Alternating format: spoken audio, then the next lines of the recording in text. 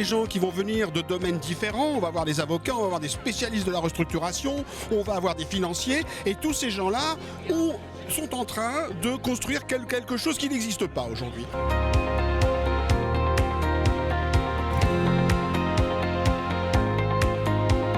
Avec cette association internationale qui crée le Chapter France, on va pouvoir échanger entre professionnels du restructuring et puis on va pouvoir partager des bonnes pratiques.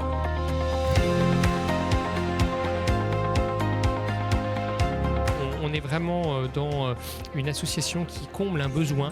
Je pense qu'on aura du succès, donc on va voir ça dans les jours et mois qui viennent. Et on espère que tout le monde va suivre le mouvement et notamment tous les professionnels du secteur pour faire de cette association une réussite.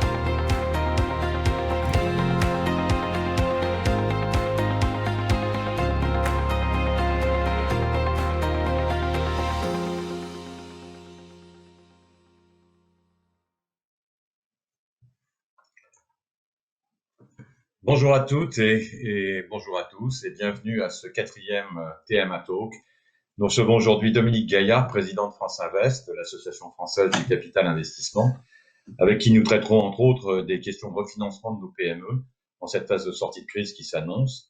Questions qui sont au cœur de l'actualité d'ailleurs, entre d'une part le lancement des PPSE, les prêts participatifs soutenus par l'État, et d'autre part les obligations relance promues par France Invest. Bonjour et bienvenue Dominique. Bonjour. Et pour vous interroger, Dominique sera accompagné de Pierre-Gilles Vaud. Pierre-Gilles, vous êtes avocat d'affaires, associé du cabinet Altana à Paris. Vous intervenez très régulièrement sur les sujets de restructuration, de M&A, de financement en dette et en fonds propres, qui précisément nous occupent aujourd'hui. Et vous êtes membre à la fois de France Invest et de TMA France. Ça tombe bien. Et pour ma part, je suis Stéphane Roussier, je suis le directeur général du cabinet SRF Conseil, qui est un cabinet spécialisé en restructuration et retournement d'entreprise. Je suis aussi le coordinateur national du collectif RTF, Restructuring Task Force, et je suis membre du bureau de TMA France. Avant de nous lancer dans notre discussion, permettez-moi en quelques mots de rappeler à ceux de nos auditeurs qui ne nous connaissent pas encore très bien ce qu'est TMA, TMA dans le monde et TMA en France. TMA qui veut dire Turnaround Management Association est née aux États-Unis il y a un peu plus de 20 ans et constitue aujourd'hui l'Association mondiale des professionnels du restructuring.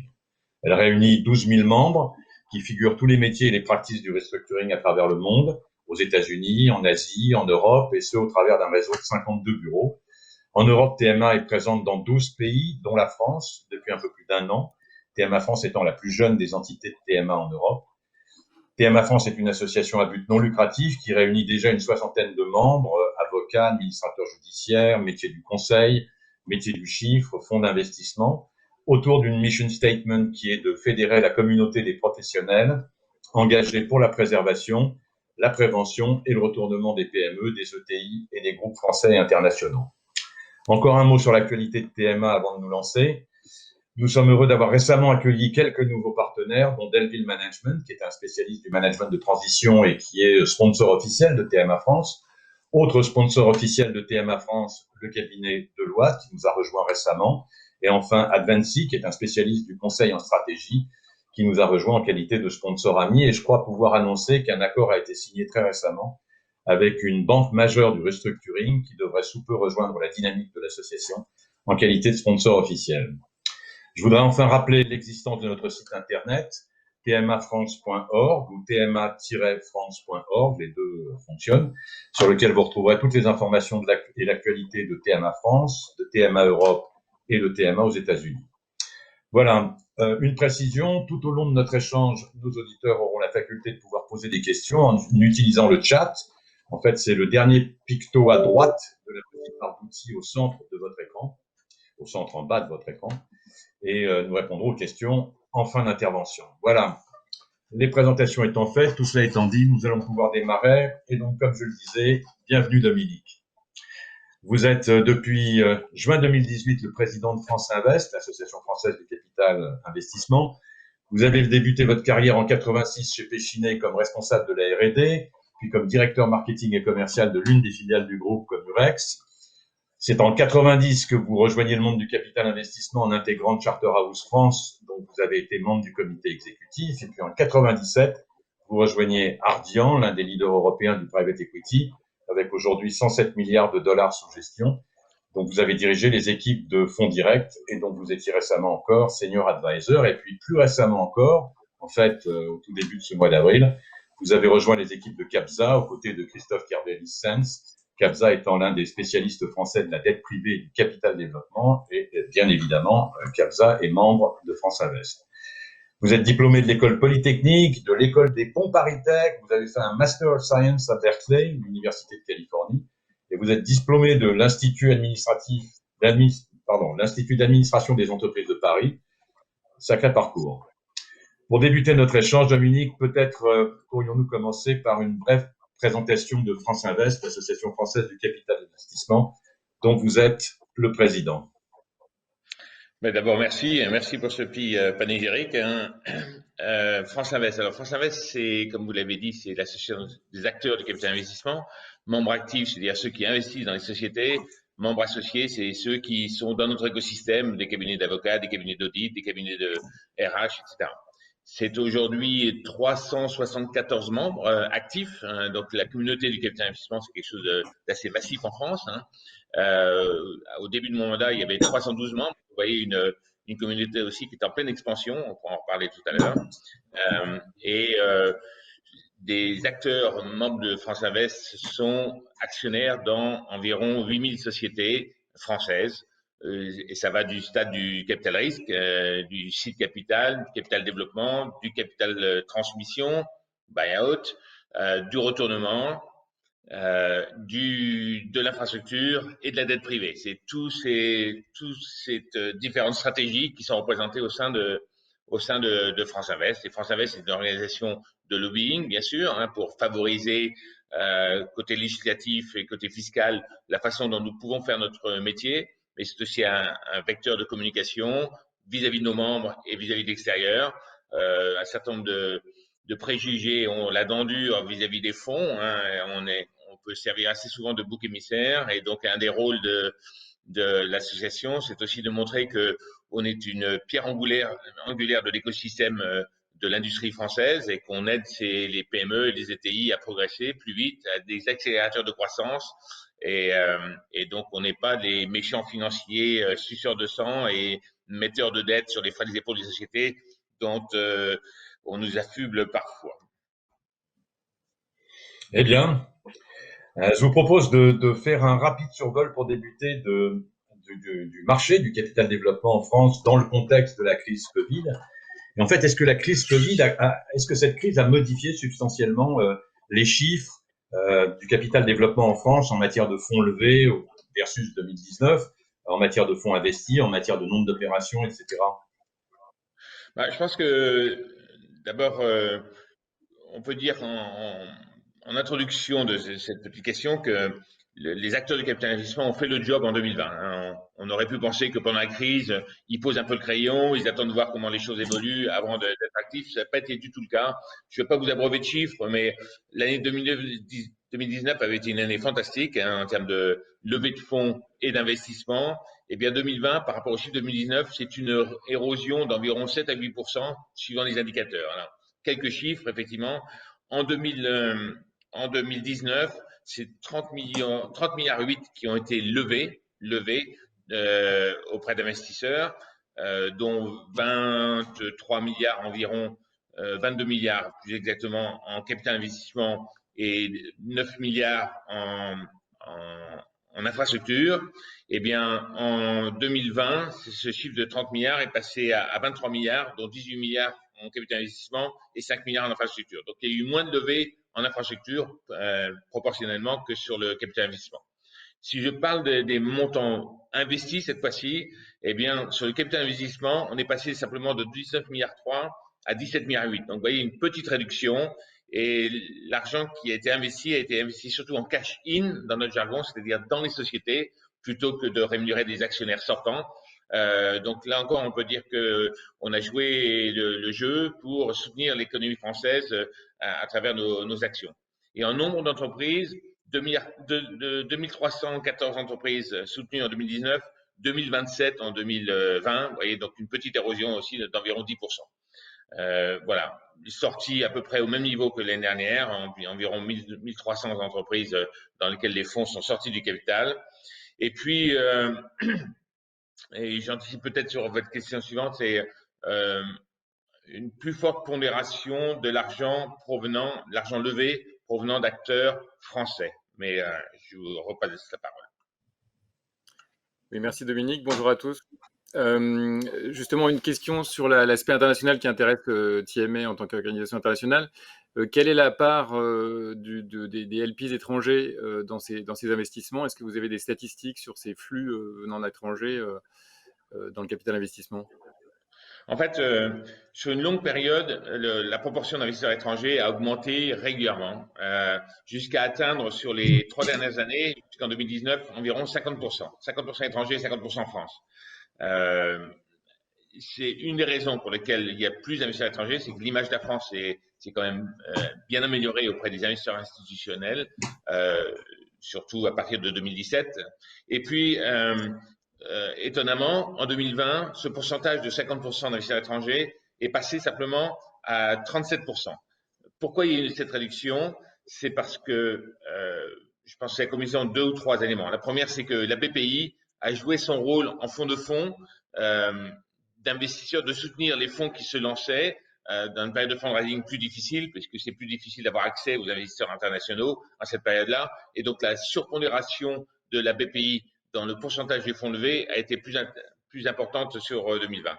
Et puis aussi, quand vous levez de l'argent, surtout si c'est pour des nouveaux fonds qui se lancent, nouvelles équipes qui se lancent, eh bien, c'est plus difficile d'aller convaincre des investisseurs étrangers lointains de rentrer dans ces fonds que des investisseurs français qui sont dans votre écosystème. Et puis, le troisième point qui est important, c'est que à la différence de 2019, 2020 a été levé surtout sur des fonds entre 100 millions et 1 milliard d'euros. Alors que 2019, il y a eu beaucoup de fonds au-delà de 1 milliard d'euros. Évidemment, quand vous faites appel à des investisseurs étrangers, eh bien, il faut que votre fonds fasse une certaine taille parce qu'un fonds de pension de Californie ou un fonds souverain de Chine ou d'Abu Dhabi va pas mettre de l'argent, vu leur ticket moyen, va pas mettre de l'argent sur des fonds de 100 millions. Hein. Il serait beaucoup trop gros en pondération.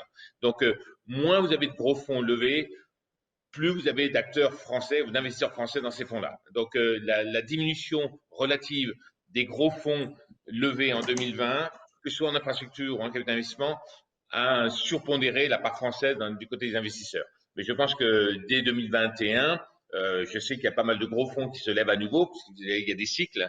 Et donc, à mon avis, ce pourcentage d'investisseurs étrangers devrait remonter en lignée avec l'historique. Super, Dominique. L'actualité de France Invest, c'est très prochain, vous allez nous le dire, lancement des obligations relance, que maintenant tout le monde appelle les OR. Et je voudrais qu'on aborde ce chapitre-là maintenant, peut-être avec une première question, Pierre-Gilles.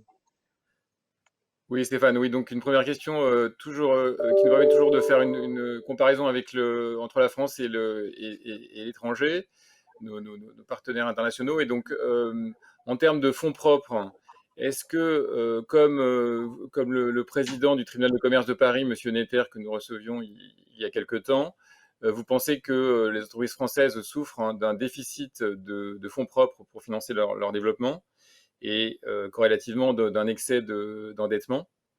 Qu'en pensez-vous? Et est-ce que vous pouvez l'illustrer par une comparaison, par exemple, avec l'Allemagne, du point de vue, bien sûr, des investisseurs en capital? En fait, je n'ai pas les chiffres rapportés aux PME et ETI, j'ai que des chiffres globaux. Hein. Et en France, en 2019, le ratio dette sur fonds propres des entreprises françaises était de 57%. En Allemagne, sur la même période, 2019, il était de 39%. Et il est assez stable dans le temps. Hein. De la même façon qu'en France, il est assez stable aux alentours de 60%. Donc, vous voyez bien que historiquement, et encore en 2019, cette surpondération de la dette dans le bilan des sociétés françaises est incontestable. Je pense que ça tient à des phénomènes psychologiques, j'allais dire, et historiques. Et le Mittelstand allemand a toujours été très friand d'avoir des hauts de bilan très étoffés, et c'est moins le cas en France. Et là, évidemment, le fait que la dette soit si peu chère depuis maintenant quelques années n'incite pas forcément, hors période de crise, les actionnaires de sociétés françaises à renforcer leurs fonds propres, mais plutôt à tirer de la dette qui est si bon marché en ce moment. Juste, je reviens sur la question que posait Pierre-Gilles. Ceci étant dit, est-ce que c'est durable? Est-ce que ça tient durablement? On voit bien que une crise systémique comme celle que nous traversons est susceptible vraiment de mettre à plat les fonds propres en France, peut-être moins en Allemagne du fait de ce prisme culturel. Qu'est-ce que vous en pensez? Est-ce que c'est durable? C'est incontestable que dans certaines filières, dans certains secteurs, en tout cas, les hauts de bilan vont être très endommagés dans les PME et les ETI françaises. C'est incontestable. Le problème, c'est que c'est un peu masqué aujourd'hui, depuis mars 2020, par tous les systèmes des PGE, des prêts à tout, des prêts à rebond, de la BPI et toutes les mesures de soutien. Et donc, on va voir quand ces mécanismes vont progressivement s'éteindre en 2021 et puis sur les 5 ans de remboursement des PGE, on va voir qu'un certain nombre de PME de TI seront très faibles en haut de bilan. Et donc, c'est bien le sujet de ces obligations relance dont on va parler. Alors, parlons-en justement des obligations relance. Elles sont au cœur de l'actualité de France Invest.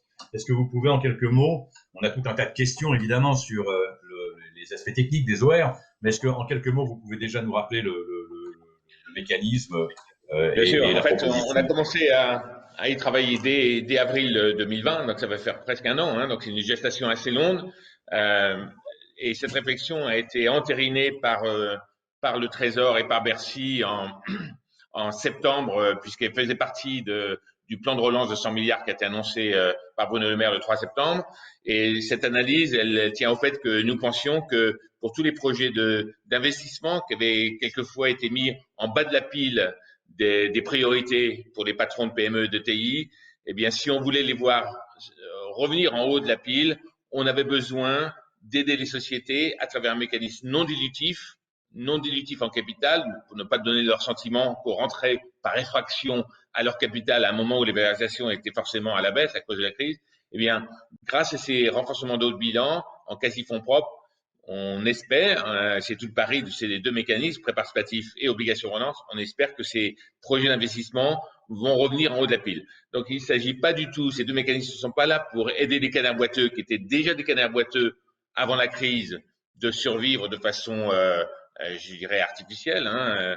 C'est vraiment plutôt pour relancer l'économie et remettre ces plans de CAPEX en tant que priorité pour les sociétés. Parfait. On va parler un peu technique là avec une première question, Pierre-Gilles. Oui, sur le rôle des assureurs, donc on sait qu'ils vont jouer un rôle essentiel dans le financement de ces obligations relance. Donc, où en êtes-vous avec les assureurs? Est-ce que vous pouvez nous dire un petit peu comment ça va se passer dans les prochaines semaines, puisqu'on arrive, je crois, en bout de discussion? J'espère qu'on arrive en bout de course. Écoutez, Bercy avait annoncé qu'il voulait que sur ces deux mécanismes, prêts participatifs et obligations relance, ce soit à peu près 20 milliards qui soient levés. Ces 20 milliards, ils vont venir essentiellement, je dirais à 95%, des assureurs actifs sur le territoire français. Donc, ils sont plus avancés sur les prêts participatifs et je vous donnerai le timing tout à l'heure, si vous voulez. Un petit peu moins sur les obligations relance parce que ces prêts participatifs qui ont été instruits par la communauté des assureurs et par les VFA avant les obligations relance. Mais sur les prêts participatifs, 14 milliards devraient être fléchés vers eux, 6 milliards allant vers les obligations relance. Et je sais que sur les 14 milliards allant vers les prêts participatifs, les assureurs ont déjà donné des commitments sur environ 10 milliards. Donc, vous voyez, c'est bien engagé. Et on pourra dire pourquoi les assureurs sont intéressés par ce mécanisme si vous le désirez. L'autre grand pendant structurant des obligations relance, c'est la garantie de l'État. D'un côté, les LPs des assureurs, d'un autre côté, la garantie de l'État. Vous pouvez nous en dire deux mots? Bien sûr. En fait, pourquoi est-ce qu'il y a autant d'appétit de la part des assureurs? C'est que l'État a décidé et a fait entériner dans le projet de loi de finances 2021, donc en décembre dernier, un mécanisme qui garantit les LPs, donc les assureurs, jusqu'à hauteur de 30% de perte de ces mécanismes. Donc, 30% de perte sur 20 milliards, c'est 6 milliards d'euros qui, ultimement, sont fournis par l'État en termes de garantie. Donc, avant que les prêts participatifs et les obligations relance perdre 30%, il faut vraiment se lever de bonne heure ou il faut vraiment être très mauvais dans les choix et la sélection des sociétés qu'on va soutenir les uns et les autres. Et donc, les assureurs considèrent qu'avec une garantie de cette taille, 30%, le risque de perdre de l'argent est très, très, très faible. Alors, évidemment, le diable est dans les détails, donc tout dépend des conventions de garantie que l'État est en train d'élaborer en ce moment. Mais l'ACPR, l'autorité de contrôle prudentiel des assurances, a envoyé un courrier aux assureurs en leur disant, grâce à cette garantie de l'État, votre charge en fonds propres, charge en capital au titre de Solvency 2 est très très faible et correspond quasiment à la charge en capital des obligations d'État. Donc, vu la rémunération qui est attribuée aux assureurs, c'est un très bon produit pour eux, d'où la maison. Et je pense qu'on aura les 20 milliards souscrits par eux. Et c'est vraiment le pendant, ces rémunérations intéressantes pour un produit quasiment investment grade à comparer avec une garantie très faible et une charge en capital très faible. Alors, autre question, est-ce que vous pouvez nous dire quels sont les fonds finalement qui vont distribuer ces obligations relance et dans quelles conditions? On peut avoir par exemple comme question, est-ce que les fonds pourront investir dans leur propre participation ou il faudra que ce soit nécessairement une nouvelle participation? Voilà, et de manière générale, quelles seront leurs conditions d'investissement? D'autant que ce sont plutôt des mandats en fait qui vont être confiés à des fonds, c'est pas des dotations. Alors, tout ce que je vais vous dire, c'est soumis à l'impulsion des assureurs, puisqu'on a travaillé, j'allais dire, en chambre, nous, au sein de France Invest et auprès de nos membres, sur un mécanisme. Il faut encore qu'il soit entériné et validé par les assureurs dans les jours qui viennent, puisque ça va démarrer incessamment sous peu. Ce qui est clair, c'est que si nous avons 6 milliards d'euros fléchés vers les obligations relance par les assureurs, l'objectif était de distribuer ces euros ce mandat après un appel d'offres auprès des acteurs du capital investissement, régionaux et nationaux, régionaux plutôt pour les PME, nationaux plutôt pour les ETI, et on espère en avoir une quarantaine. Est-ce qu'on en aura une quarantaine? C'est pas encore garanti, mais c'est vraiment l'objectif de façon à vraiment irriguer tout le territoire. Et c'est pour ça qu'on a besoin d'un certain nombre d'acteurs qui vont se partager 6 milliards, puisqu'on a un objectif très ambitieux, c'est de fournir jusqu'à la fin de ce mécanisme, qui est assez court, hein, puisqu'il s'arrête normalement au 30 juin 2022, hein, donc c'est un peu plus d'un an, de fournir cette obligation relance à environ 2000 à 2500 PME ETI. Donc, vous voyez, si on n'a pas une quarantaine d'acteurs, on va avoir de la peine à avoir autant d'emprise sur autant de sociétés dans une période aussi courte. Voilà. Et donc, il y aura un appel d'offres en cours qui va démarrer, je l'espère, dans les toutes prochaines semaines. En matière d'appel d'offres, j'ai une question qui va, je crois, intéresser pas mal de nos auditeurs, avocats, sociétés de conseil par ailleurs. J'ai cru comprendre qu'il y avait précisément aussi un projet d'appel d'offres qui était destiné au cabinet d'avocats et qui était destiné au cabinet du chiffre, précisément pour conduire les audits des entreprises qui seront les entreprises cibles des fonds qui distribueront les obligations relance. C'est exact? Et quand est-ce que cet appel d'offres de consultance devrait sortir? Alors, est-ce que ça prendra la forme d'un appel d'offres ou pas? C'est pas encore complètement certain. Ce qui est sûr, c'est que ce qu'on veut proposer aux assureurs, c'est que dans n'importe quel investissement que nous décidons de faire, il y ait un audit plus ou moins élaboré, hein, parce qu'on a des contraintes de temps, hein, mais dans les PME des ETI, audit comptable et financier sur le business plan, audit juridique et fiscal et audit ESG. Alors, avec des modalités à définir, qu'on a essayé de pré-packager déjà au sein d'un groupe de travail que j'ai mis en place. Et donc, ce qu'on fera sans doute, on fera peut-être pas un appel d'offres stricto sensu, mais on interrogera tous les cabinets d'audit, les cabinets juridiques, en leur disant, voilà, on a besoin de faire des audits dans 2000 à 2500 sociétés pendant une période courte. Montrez-nous que vous avez une capacité de couverture de tout le territoire français, ou en tout cas d'un certain nombre de régions, hein, et voilà les conditions auxquelles il faut que vous rentriez pour pouvoir être éligible et qu'on puisse vous donner vos coordonnées à ceux qui gagneront les mandats en termes de tarification, en termes de durée, d'exécution et de rendu de leurs conclusions sur chacun de ces 3 ou 4 audits. Voilà. Donc, ce que nous espérons, c'est pouvoir lancer ce processus de préqualification de ces cabinets qui seront intéressés d'ici 3 semaines à mois. Je ne doute pas que vous ayez beaucoup de candidats. En tous les cas, parmi ceux qui nous Il y en a déjà quelques-uns qui ont levé le doigt, oui. Oui, voilà. C'est pratique, le webinaire, on peut tous lever le doigt et c'est bien. Pierre-Gilles. Oui, une autre question, cette fois-ci du point de vue des entreprises qui sont amenées à recevoir ces obligations, à bénéficier de ces obligations relance. Est-ce que, puisqu'on sait que l'idée de départ, c'est de renforcer les quasi-fonds propres ou les fonds propres des entreprises fragilisées par la crise, est-ce que les critères donc d'investissement dont certains ont été esquissés, comme par exemple la cotation Banque de France, on parle d'une notation qui devrait être au minimum dans le pire des cas, de 5+. Par exemple, il y aurait des conditions liées à l'absence de procédure, en tout cas de procédure en cours collective, autre exemple. Et de manière générale, est-ce qu'il n'y a pas une grande part des entreprises qui vont être laissées de côté finalement dans le cadre de ces mécanismes, même si on comprend bien l'aspect risque qui doit être géré du point de vue des assureurs. Et là, je fais le lien aussi avec le point de tout à l'heure, c'est-à-dire on sait que l'endettement des entreprises a beaucoup progressé pour toutes les entreprises, enfin en tout cas une grande partie des entreprises. Donc les critères forcément d'investissement ne doivent-ils pas être revus aussi à l'aune de cette augmentation d'endettement? Bah déjà, je pense qu'il faut considérer que ce mécanisme est infiniment plus sélectif que les PGE. Hein. Je vous rappelle les chiffres de PGE, 130 milliards distribués d'environ 600 000 boîtes, dont de mémoire pas loin de 500 000 TPE. Là, prêt participatif et obligation relance ne s'adresse qu'aux PME de plus de 2 millions de chiffre d'affaires et aux ETI. Hein. Donc forcément, déjà, il y a un premier biais qui est de ne pas pouvoir couvrir toutes les petites entreprises. Ça, c'est le premier point. Le deuxième point, c'est que l'État ne garantit que de 90% les montants qui sont injectés, que ce soit en prêt participatif ou en obligation relance. Les banques, dans le cas des prêts participatifs, gardent sur leur bilan 10% des prêts distribués, comme pour les PGE, et les acteurs du capital investissement ont une poche de co-investissement de 10% aussi des obligations relance distribuées sur lesquelles il n'y a pas de garantie d'État. Donc ça impose aux uns et aux autres d'être quand même sélectifs. Et encore une fois, ces mécanismes n'ont pas été construits pour aider les canards boiteux qui étaient déjà des canards boiteux pré-crise. Hein. C'est vraiment pour relancer les investissements. Donc il y a un certain nombre de critères de bonne santé, j'allais dire, des sociétés qui s'imposent. Voilà.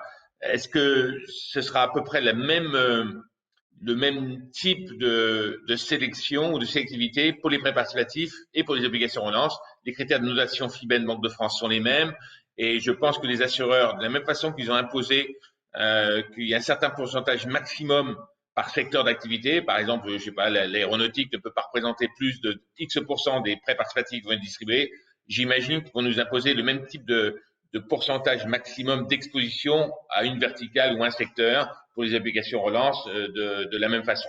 Voilà. Mais encore une fois, ces deux mécanismes ne visent pas les sociétés qui seraient en situation déjà difficile pré-crise.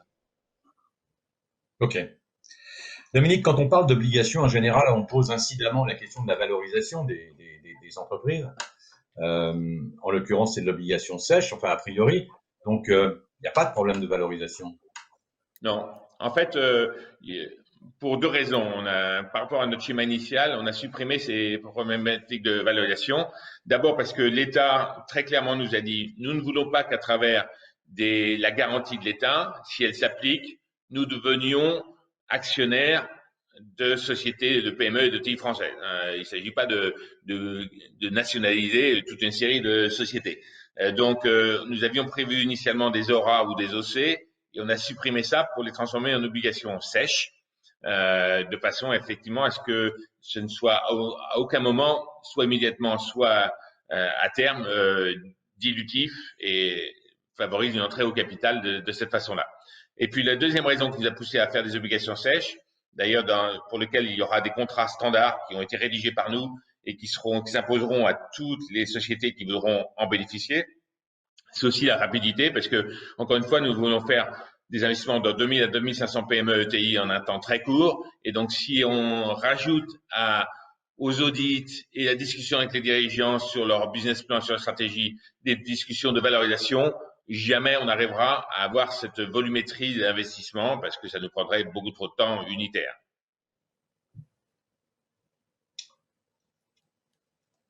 Alors oui, autre question sur la qualification de ces obligations relance.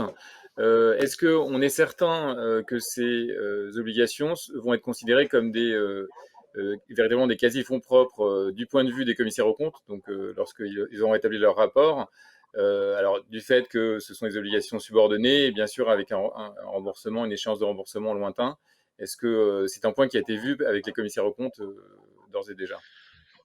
Non, il n'a pas été vu avec le commissaire aux comptes. Ce que l'on comprend, c'est que d'abord, les prêts participatifs et les obligations relance auront le même niveau de juniorité ou de seniorité. Donc déjà, il n'y aura pas d'étage différentiel pour les sociétés qui prendraient les deux, puisque rien n'interdit une société de prendre 50% d'obligations relance, 50% de prêts participatifs dans le maximum de ce qu'ils peuvent prendre. Non, on commence à discuter avec la Banque de France pour bien voir si on pourrait obtenir, en tout cas pour nos obligations relance, une classification fonds propres. C'est pas gagné du tout, pour être tout à fait honnête. Par contre, ce qui est clair aujourd'hui, c'est que pour les banques d'exploitation des sociétés qui vont bénéficier des obligations relance, celles-là, les banques d'exploitation considéreront que les obligations relance sont des fonds propres pour elles, vu de leur lucarne, parce que elles ont une durée de vie très longue et parce qu'elles sont dans tous les cas juniors par rapport à toutes les dettes financières pré ou post attribution de ces obligations relance. Donc c'est quand même ça qui est important pour la société. Plus, me semble-t-il, que la notation Banque de France, c'est la considération de la notion de fonds propres pour les banques d'exploitation de la société en question. Vous faisiez référence tout à l'heure à la période d'investissement qui va être assez courte, 12 mois. J'imagine qu'on pourra en reparler en cours de processus. Mais est-ce que du fait de cette période assez courte, les OR, ça va pas cannibaliser tant soit peu le flux normal de capital investissement, notamment dans le domaine du CapDev d'ailleurs? Alors, oui et non. D'abord, pourquoi est-ce que cette période est si courte? C'est que comme il y a garantie d'État, il y a aide d'État, et donc il a fallu que Bruxelles donne son imprimature sur le mécanisme. Et Bruxelles a dit, c'est d'accord, mais que que si le mécanisme est suffisamment court, c'est pour ça qu'il s'arrête au 30 juin 2022. L'espoir du Trésor, de Bercy et le nôtre, c'est que, in fine, ce timing soit probablement étendu d'au moins 6 mois, voire de 12 mois. Mon espoir, c'est qu'il soit effectif jusqu'au 30 juin 2023 et non pas 30 juin 2022. Mais ceci dit, c'est vrai que pour les sociétés, il y a un effet d'aubaine d'avoir des quasi-fonds propres à un coût qui va être légèrement supérieur à un coût de dette, mais en tout cas très très inférieur à un coût de capitaux propres tel que les acteurs du capital d'investissement peuvent le rechercher, ou un coût de mezzanine. Donc pour ceux qui ont des projets d'investissement, ils ont un moyen par ce biais-là d'avoir des quasi-fonds propres, vraiment un coût d'opportunité. Le point, c'est que effectivement, les acteurs qui sont sur l'unité tranche ou sur la dette mezzanine, ceux-là, pendant un an et demi, ils vont avoir des difficultés à placer leurs fonds, puisque finalement, vous allez avoir deux produits d'intérêt équivalents et de positionnement dans le haut de bilan équivalent, dans le bilan qui est équivalent, et l'un va être beaucoup moins cher que l'autre. Donc, c'est vrai que ces acteurs-là, pendant un an et demi, ils vont avoir plus de peine à placer leurs capitaux. Alors, on aurait pu dire, ben, finalement, nous ne participons pas à ce mécanisme pour lequel on a été à l'origine, je vous le rappelle, mais ça aurait été laissé la place vide à d'autres, parce que la nature ayant hors du vide, d'autres auraient placé cet argent, et nous considérons que c'est un moyen d'aider l'écosystème industriel français en jouant notre rôle plein de capital investisseur, et donc c'est pour ça que nous avons décidé de participer. Alors, oui, une autre question, cette fois-ci sur la coexistence entre prêts participatifs et obligations relance, puisque donc on sait que les deux mécanismes vont exister pendant cette période. Comment vous voyez cette coexistence? Vous l'avez déjà dit, c'est possible de les cumuler, mais est-ce qu'il ne va pas y avoir une concurrence entre les deux mécanismes et comment voyez-vous cette concurrence à la fois en termes d'instruments et d'acteurs finalement? D'abord, quelles sont les différences? Il y a beaucoup de similarités, mais quelles sont les différences? Moi, j'en vois deux. Un, c'est la duration du produit. Vous savez que les prêts participatifs, ils ont une durée de vie de 8 ans, mais avec un différé d'amortissement de 4 ans. Donc, le prêt s'amortit par quart l'année 5, l'année 6, l'année 7 et l'année 8.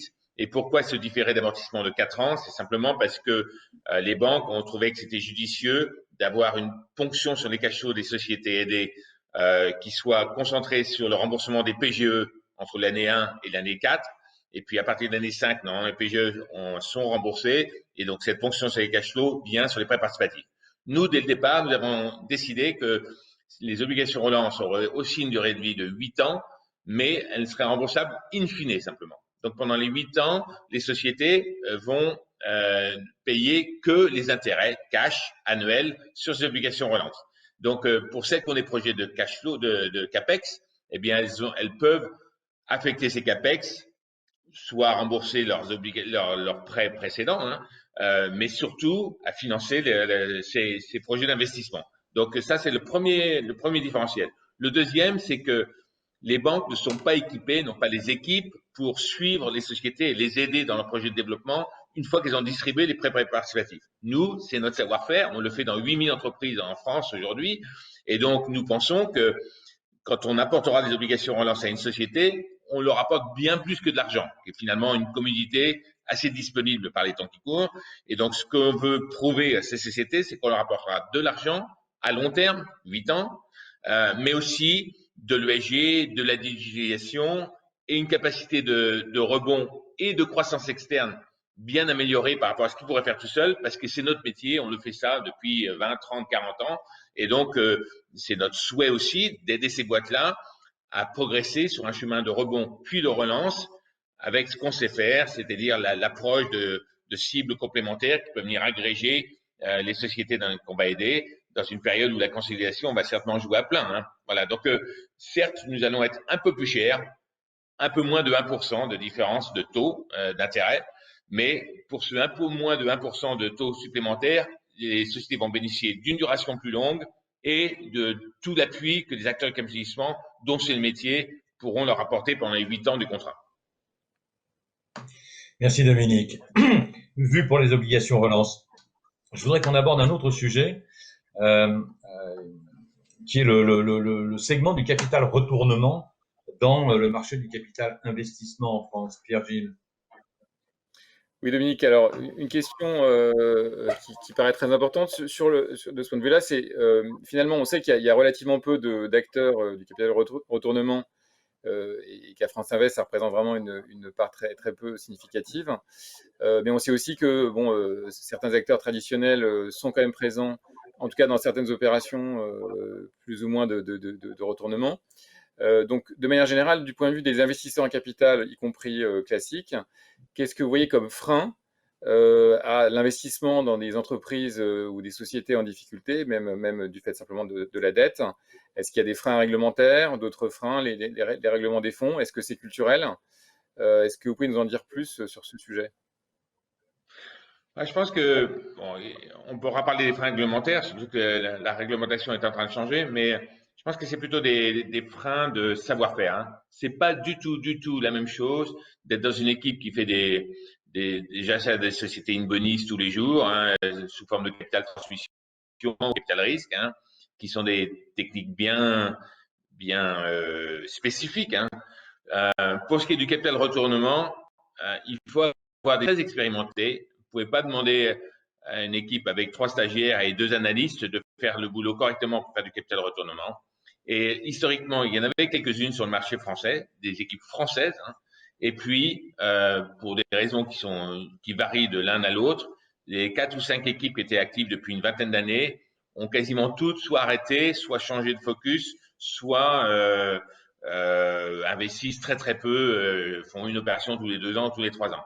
Et là encore, la nature ayant horreur du vide, c'est pas mal d'équipes saxonnes qui sont intervenues sur ce segment, et souvent elles sont intervenues avec un mécanisme sur lequel a alerté Bercy il y a un an, c'est elles rentrent en dette et à la première rupture de covenant, elles consolident d'autres acteurs très actifs en dette pour prendre le contrôle des sociétés. Et donc, on va avoir, vous l'avez dit, il y a très peu de faillites en ce moment, mais on va avoir un certain nombre de sociétés sur lesquelles des acteurs anglo-saxons de la dette, je pense à des Apollo, des Sun Capital, des Oaktree, sont rentrés par la dette et convertissent quand la société a des difficultés, convertissent cette dette en capital et prennent le contrôle des boîtes par ce biais-là. C'est pas une philosophie très française.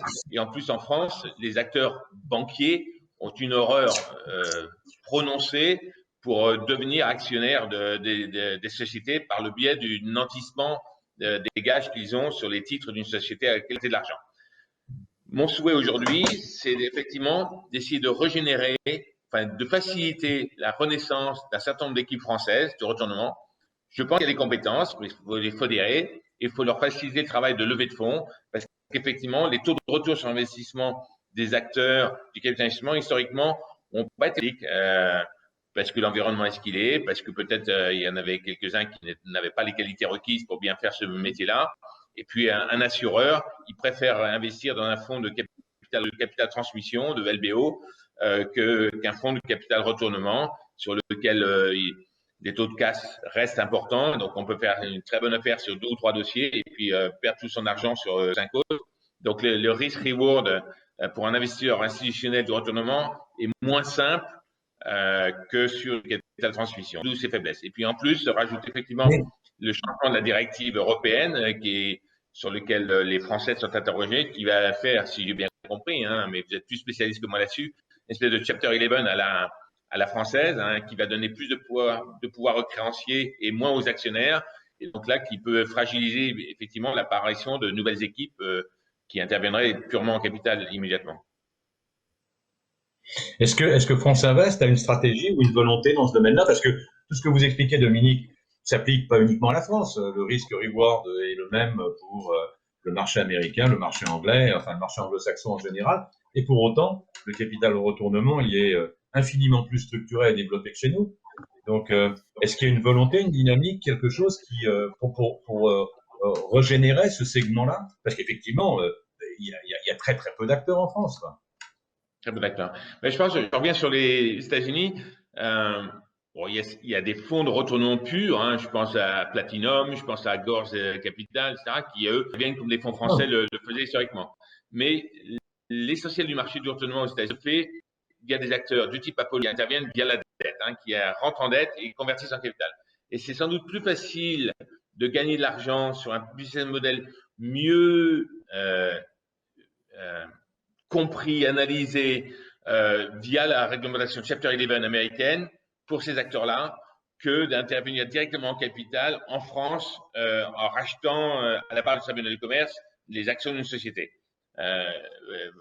Voilà mon sentiment en tout cas. Et alors effectivement, on ne va pas générer des équipes qui n'existeraient pas, mais par contre je sais qu'il y a un certain nombre d'équipes de retournement qui cherchent à se lancer et ce qu'on veut, France Invest, c'est on dit qu'il y a pas mal d'investisseurs institutionnels privés et publics, essayer de faire prendre conscience à des acteurs institutionnels que ça vaut le coup dans une allocation d'actifs globale de mettre de l'argent sur des fonds de growth, des fonds de venture, des fonds de capital transmission, mais aussi dans des fonds de retournement, d'avoir cette éducation améliorée du bénéfice de soutenir des équipes professionnelles de retournement et donc d'essayer de consolider cet appétit et de le flécher vers les équipes qui sont en train de se mettre sur les fonds baptismaux.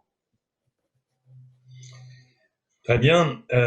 L'heure tourne, malheureusement, parce que tout ça est vraiment passionnant. Je voudrais qu'on aborde rapidement des sujets qui sont un petit peu en dehors du renforcement des fonds propres, mais qui sont les sujets aussi du capital investissement en France, notamment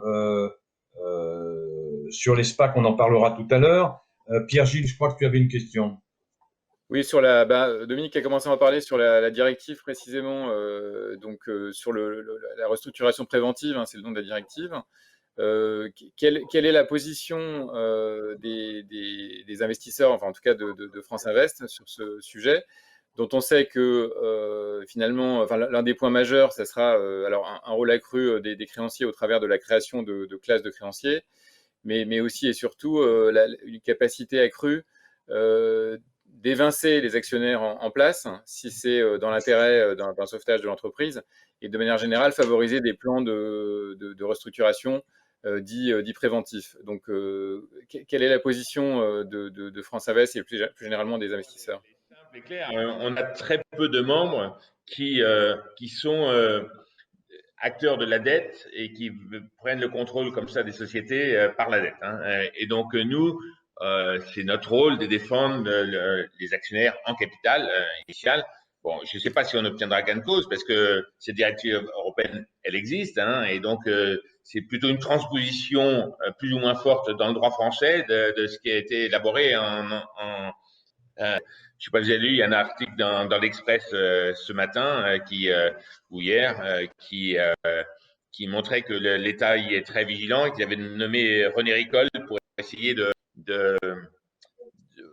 d'aménager en tout cas cette directive pour qu'elle soit moins défavorable aux actionnaires en France, des PME et des ETI, parce que je pense que nous, en tant qu'actionnaires, on a un vrai rôle à jouer, y compris dans les situations difficiles, et donc de perdre de pouvoir et de se faire sortir par des créanciers, me semble-t-il, c'est un appauvrissement des capacités de rebond des sociétés françaises dans lesquelles on est actionnaire. Donc, on a répondu à la demande de questions de notre profession qu'on a envoyées à Bruxelles. Bon, dans quelle mesure nos préconisations sont prises, je suis incapable de vous le dire aujourd'hui. Ce qui est certain, c'est qu'on essaie effectivement d'essayer le pouvoir des actionnaires, qui me paraît de nature à être plus, à assurer plus le rebond des sociétés que de Chapter 11 à la française se développer. Il y a une autre tendance qui peut être, je ne sais pas si c'est une opportunité ou une menace pour le métier du capital investissement en France, c'est le développement des SPAC. Alors, on a vu une tendance très forte de développement aux États-Unis, et d'ailleurs, les SPAC américaines lorgnent sur les pépites en Europe pour placer leurs fonds. Comment est-ce que vous, d'abord peut-être qu'on peut expliquer ce que c'est qu'une SPAC en 2 mots, et puis comment est-ce que vous percevez ça, opportunité ou menace? Alors, d'abord, en 2 mots, les SPAC, ça existe depuis longtemps, mais il y a un revival des SPAC depuis 2 ans aux États-Unis, absolument fantastique. Je crois qu'il y en a eu 130 qui sont levés depuis le 1er janvier 2021, hein, avec des capitaux énormes. Et vous savez que SPAC, Special Purpose Investment Company, Acquisition Company, vous levez dans une coquille vide. Vous indiquez simplement pour les sponsors de la SPAC dans quel secteur d'activité et avec quelle équipe vous allez viser, hein, qui va vous aider à acquérir une société, et vous avez l'obligation d'acheter une société dans les 2 ans de la levée des fonds de la SPAC. Et si vous trouvez pas une société dans les 2 ans, vous êtes obligé de renvoyer l'argent à tous ceux qui ont mis de l'argent initial et vous le faites au capital initial. Bon, il y a eu quelques abus dans les SPAC qui sont en train, de ce que j'ai lu, hein, la SEC est en train d'y réfléchir pour contrarier certaines caractéristiques des SPAC qui faisaient que le risque et les récompenses associées à chacune des catégories d'intervenants étaient très très en faveur de l'un au détriment des autres, hein, et donc ça c'est en train d'être contrôlé, et je pense qu'il faut que ce soit contrôlé parce que sinon les SPAC seront une bulle, hein, à mon sens. Mais je suis assez confiant que les abus qu'on commence à voir ou les caractères disproportionnés des droits et des devoirs de chacun est en train de se rééquilibrer de façon à rendre le produit plus bankable à terme. Et pour en avoir discuté avec Euronext et l'AMF, eux voient ça comme une capacité de dynamiser le marché boursier français, donc ils sont plutôt favorables sous réserve que ces abus soient compensés ou contrariés dans la réglementation. Et alors, est-ce que pour nous c'est une opportunité ou un risque? Bon, c'est une sortie, hein, comme vous l'avez dit, hein, il y a beaucoup de futures licornes françaises qui sont appelées quasiment. J'ai discuté avec tel ou tel dirigeant de licorne. Chaque semaine, il y a une nouvelle SPAC qui l'appelle en disant est-ce que vous voulez pas vous faire acquérir par nous pour être coté plus facilement. Bon, vous savez que pour l'instant, c'est essentiellement les SPAC américaines, et donc une société qui deviendrait cotée par l'acquisition par une SPAC, eh bien, il faut qu'elle réponde à la réglementation de la SEC, qui est très, très, très, très lourde. Donc, une start-up ou une scale-up française, avant qu'elle puisse répondre à ces réglementations spécifiques SEC, 9 sur 10 ou 99 sur 100, à mon avis, ne sont pas équipés pour le faire bien. Alors, c'est sûr que si on voit le développement de SPAC sur le marché boursier français, avec une réglementation française, là, ça peut effectivement rendre l'utilité pour des actionnaires de licornes françaises de devenir cotés dans un environnement suffisamment satisfaisant. Voilà. Là où il y a un petit problème, c'est si jamais à l'entrée, si on est intéressé par rentrer dans une société, une PME, une ETI ou une start-up, et qu'il s'est mis en concurrence avec la SPAC, parce que la SPAC a beaucoup d'argent et a cette contrainte de trouver une cible dans les 2 ans. Donc ça peut pousser, quand on arrive à 1 an et 10 mois, la SPAC à faire un peu n'importe quoi pour être sûr d'acquérir une société dans les temps et ne pas rembourser tout le capital levé aux actionnaires initiaux.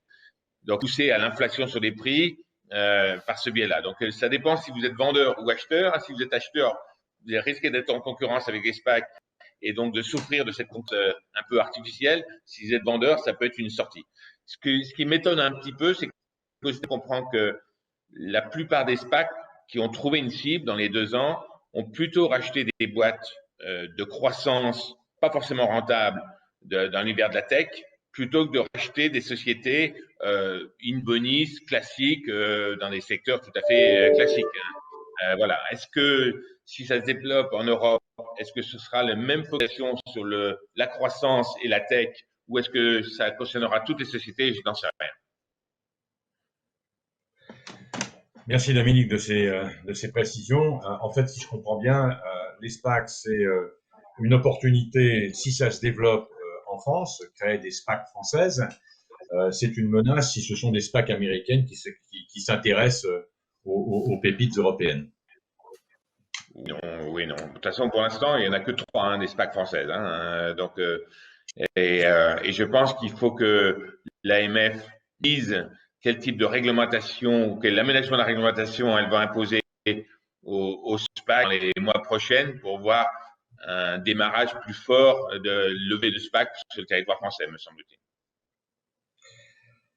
Il nous reste quelques minutes. Je voudrais peut-être vous poser une dernière question avant de prendre les questions de nos auditeurs. Il y en a quelques-unes. Est-ce que, selon vous, cette crise Covid que nous connaissons et dont nous espérons tous sortir vite maintenant, est-ce que cette crise est susceptible de rebattre les cartes, de conduire à des changements profonds dans les métiers et les pratiques du capital développement en France? Est-ce que c'est quelque chose, est-ce que ce sera finalement un mauvais souvenir, ou est-ce que véritablement on observera des changements? Je suis pas sûr qu'on obtienne des changements structurels. Ce que je peux dire, c'est que moi, j'ai été très impressionné par la réactivité des membres de France Invest à aider les sociétés de leur portefeuille immédiatement après le 17 mars. Et je pense que ces sociétés-là ont bénéficié de 2 effets d'expérience. L'effet d'expérience portefeuille, c'est-à-dire que vous êtes dans un secteur, grâce à l'effet de portefeuille de votre actionnaire financier, vous bénéficiez des bonnes pratiques mises en place par les autres sociétés du même portefeuille. Et puis l'effet d'expérience de la crise de 2008-2001.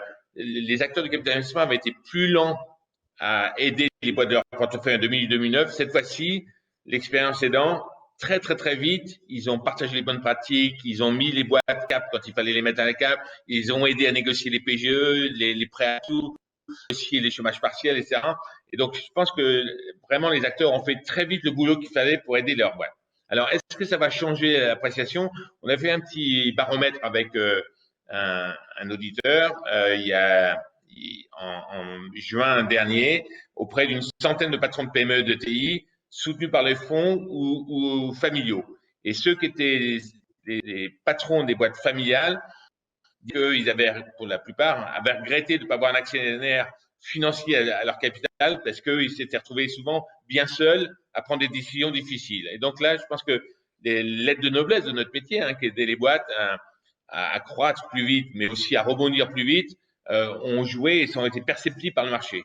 Et le fait qu'on intervienne dans les obligations relance, si on fait les obligations relance à 2000 PME ETI, dont la majorité seront des boîtes familiales, j'espère boîtes familiales qui quelquefois ont des préjugés anti-fonds, en pensant que faire rentrer un fonds minoritaire à son capital, c'est faire rentrer le loup dans la bergerie. Eh bien, j'espère que ces préjugés se dissiperont et que quand elles auront une vraie opération de transmission, de grosse acquisition, elles se diront d'avoir un fonds à mes côtés, ça m'aide plutôt que ça m'ennuie.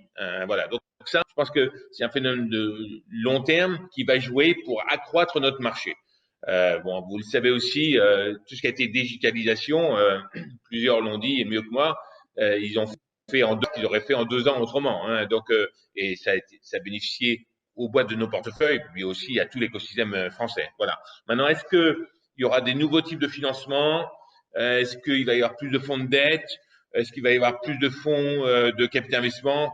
Je suis pas sûr. Ce que je pense, c'est que ça fait 10 ans que les taux sont bas et ça fait 10 ans que les acteurs de capital investissement donnent des retours sur investissement qui sont supérieurs à quasiment toutes les autres classes d'actifs en période de croissance et en période de crise. Je cite toujours l'exemple de CalPERS. CalPERS, qui est le premier fonds de pension californien, à 400 milliards de dollars sous gestion.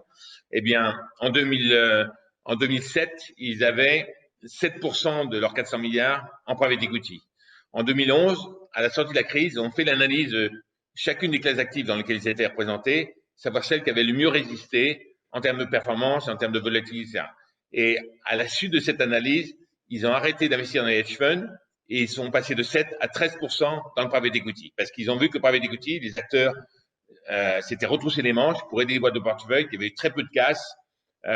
Et donc, ça valait le coup, même en période difficile, d'avoir une représentation private equity améliorée. Et je pense que cette crise du Covid va avoir le même impact. Moi, je suis confiant qu'en sortie de crise, eh bien, d'autres acteurs font cette analyse qu'on a bien aidé les boîtes de notre portefeuille, que nos performances sont bonnes, et donc ce pourcentage d'allocation vers le private equity va encore augmenter. Il va encore augmenter aussi parce qu'il y a une catégorie d'acteurs qui va venir au private equity de par la réglementation, de par le différentiel de taux de rendement par rapport à d'autres catégories, c'est les personnes physiques, c'est la veuve de Carpentras au sens noble, hein, à côté des fonds institutionnels, à côté des fonds souverains, à côté des assureurs, à côté des fonds de pension. Il y aura aussi progressivement des propositions qui seront faites via l'assurance vie, via les banques privées, vis-à-vis des personnes physiques pour qu'elles aussi aient l'accès aux meilleurs gérants avec le taux de retour associé à ces gérants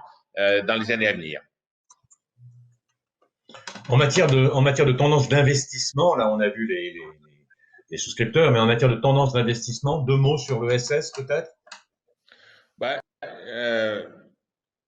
Je crois que l'ESG elle-même, ça fait 15 ans que le fonds de capital investissement, le fonds matin, midi et soir, et ce qui était perçu comme une contrainte il y a 10 ans commence à être perçu comme qui crée de la valeur et donc qui permet de mieux valoriser ces investissements à la sortie. C'est bien parce que une contrainte, on est venu maintenant progressivement sur un appétit des acteurs de pousser l'ESG. Ils voient que ça permet de mieux vendre les actifs quand ils les revendent. Ce qu'on voit depuis 2 ans maintenant, c'est la généralisation de fonds d'impact, enfin l'énorme initiative de fonds d'impact, c'est ESS au sens large, hein, soit en dédiant des poches sur des fonds déjà levés, soit en créant des initiatives spécifiques appelées impact avec des nouvelles équipes. Et vous voyez que la France, le gouvernement français veut faire de l'économie sociale et solidaire un axe fort, extra-financier de notation et de mesures qui fera partie d'un des éléments qui sera poussé par la France quand elle aura la tête de l'Europe pendant les 6 mois qui démarrent au 1er juillet au 1er janvier 2022. Hein. Donc, cette notion d'impact et cette traduction de l'impact dans les prises de décision des investissements des acteurs va se généraliser de façon assez massive dans les années qui viennent, j'en suis convaincu. Merci Dominique. Il est exactement 13h30, on est presque réglé comme une horloge suisse, mais on va déborder, tant pis, de quelques minutes. Pour conclure, et comme l'ont fait jusqu'à présent tous nos invités au TMA Talk, j'aurais aimé que vous nous fassiez partager votre vision prospective de l'évolution. Là, on est dans quelque chose d'un peu plus personnel. Votre vision prospective de l'évolution de la situation, de cette situation de crise, et donc la perspective que vous en avez du point de vue des conséquences économiques et du point de vue des conséquences sociétales. Le point de vue de Dominique Gaillard. Du point de vue économique, je pense que les gens en ont tellement marre d'être confinés que je crois que dès qu'on sera plus confiné, dès que la population sera à 60% vaccinée, moi j'ai bon espoir qu'elle soit même au-delà des 5% parce que tous les secteurs qui ont été bien endommagés vont bénéficier de cette capacité à vouloir reprofiter de la vie dans tous ces axes. Donc, je ne suis pas inquiet sur le court terme, sur la force de relance. Au-delà de ça, vous savez qu'il y a pas mal de sujets sur le redémarrage de l'inflation. Personnellement, je n'y crois pas. Hein. Il y a une inflation sur les matières premières, c'est vrai, mais je pense qu'elle est temporaire. Il y a les coûts du transport, vous l'avez vu, hein, entre les conteneurs qui arrivent en Chine, maintenant de Chine, ils coûtent beaucoup plus cher à transporter qu'il y a encore un an. Mais je pense que c'est des épiphénomènes et moi, je n'y crois pas beaucoup. Sur le long terme, il est certain que la digitalisation et le télétravail vont structurellement la manière de faire le boulot. Je ne sais pas si vous avez lu cette étude qui est sortie par l'Institut il y a quelques semaines qui montrait qu'en 2020, le gain de productivité de l'économie française avait été de 22% à cause du télétravail essentiellement. Bon, je suis pas sûr qu'on ait gagné beaucoup en qualité de vie, mais en termes d'efficacité de travail, c'est sûr que on a beaucoup gagné et donc ces phénomènes-là vont perdurer. Peut-être pas dans les degrés qu'on a vus en 2020 et début 2021, mais ils vont perdurer. La digitalisation, il y a eu un phénomène d'accélération massive qui va continuer parce que tous les acteurs se sont aperçus que il y a en particulier beaucoup de PME et de TI qui étaient en retard. Hein, on le savait en France, l'Allemagne ou l'Italie sur la digitalisation. Elles s'aperçoivent combien c'est critique. Et donc, tous ces phénomènes-là ont été initiés de façon très brutale à la crise et vont perdurer sur les années, les décades qui viennent. Donc, je pense qu'on ne fera pas le même boulot, notre boulot de la sonde dans les années à venir, post ce qui a été avant. Ça, c'est certain. Merci Dominique. Je ne voudrais pas qu'on se quitte sans avoir pris au moins une question de nos auditeurs. Et j'en ai une là qui est intéressante, qui est d'ailleurs plus une observation qu'une question. Je vous la lis. Bonjour. Concernant le remboursement des obligations relance, il est indiqué sur le décret officiel un remboursement également sur 8 ans avec un différé de 4 ans, de même que pour les prêts participatifs et non in fine. Une raison à cela? Point d'interrogation. En fait, j'ai créé et le décret prévoit bien que les obligations relance, c'est un remboursement in fine, sauf si la société décide de rembourser par anticipation. Mais sinon, il y a bien différent de 4 ans pour les prêts participatifs et remboursement in fine 8 ans pour les obligations relance. Merci de cette précision. Écoutez, il est 13h34. Il y a aussi peut-être une question pour Dominique sur les fonds régionaux, le rôle des fonds régionaux par rapport aux obligations relance. Donc, quel va être leur rôle? Est-ce qu'ils pourront co-investir par rapport à des fonds plus importants? En fait, mon souhait, c'est que s'il y a 40 fonds qui sont sélectionnés à l'issue de l'appel d'offres pour se partager les 6 milliards que nous espérons, j'espère qu'il y aura au moins la moitié qui seront des fonds régionaux. Parce que si vous voulez adresser fournir des obligations relance à des PME, vous pouvez faire à partir de 10 fonds, de gros fonds parisiens qui, eux, vont se concentrer sur les ETI parisiennes. Donc, je suis très, très attaché, et Bercy l'est aussi, parce que l'irrigation du territoire de ces mécanismes est très important pour Bercy. Je suis très attaché à ce que les fonds régionaux jouent pleinement leur rôle. Pour ne pas vous cacher des discussions qu'on va avoir avec les assureurs sont un peu effrayés d'investir dans 40 fonds, même si c'est consolidé à l'intérieur d'une société faîtière avec des compartiments. Et donc, c'est un sujet sur lequel moi, je vais m'arc-bouter parce que, me semble-t-il, le meilleur moyen de pouvoir irriguer ce mécanisme auprès d'un grand nombre de sociétés dans un temps court, je le rappelle, 2000 boîtes en 12 à 14 mois, c'est quand même court. Et on ne le fera pas si on ne le fait qu'avec une dizaine de fonds parisiens. Ça, c'est juste pas possible, de fonds nationaux en tout cas.